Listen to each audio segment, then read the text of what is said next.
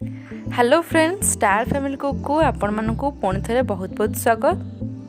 पवित्र पणा संक्रांति उपलक्षे आपण मानकु हार्दिक शुभेच्छा और शुभकामना।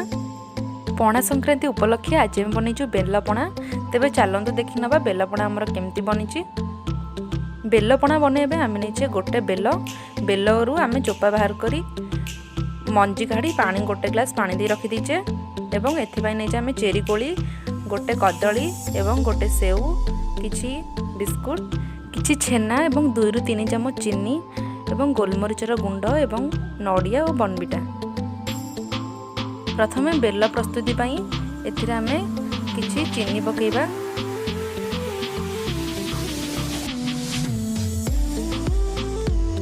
एवं एहा परे एथिरे आमे अल्प किछि नड़िया को ऐड करिबा।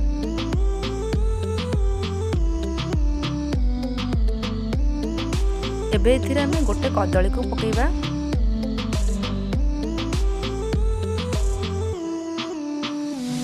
एहा परे एथिरे आमे गुंड गुंड कर काटिथिबा सेव को पकेइबा।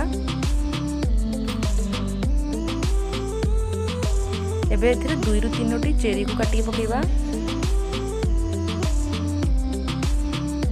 एहा परे एथिरे आमे 2 चामच छेना को ऐड करिबा। या 3 ରୁ 4ଟି बिस्कुट को पकेइबा। एबे एथिरे आमे 2 ରୁ 3 चामच गोलमरीच गुंड को पकेइबा। या को भल से मिक्स करनबा। यदि आपण हम चैनल को सब्सक्राइब करनांती ताले जल्दी सब्सक्राइब करनंतु एवं पाखर थिबा बेल आइकन को क्लिक कर दियंतु जहा द्वारा हमर सब नोटिफिकेशन आपण पाखरे खूब शीघ्र पहुंच परबो।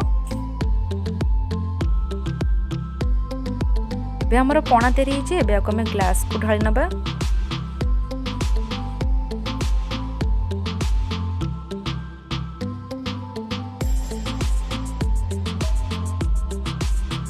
एबे एथिरे अल्प किछि नड़िया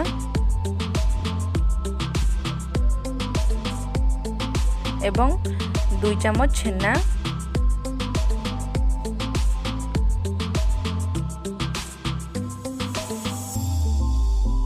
एबे एथिरे 2 चामच बनविटा एवं 2 ରୁ 3ଟି चेरी दे प्रस्तुत करंतु बेलपणा।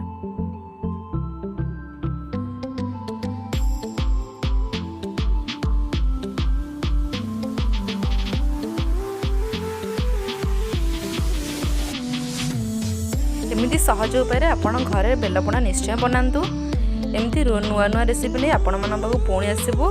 सेतबेले जे रहउछु नमस्कार।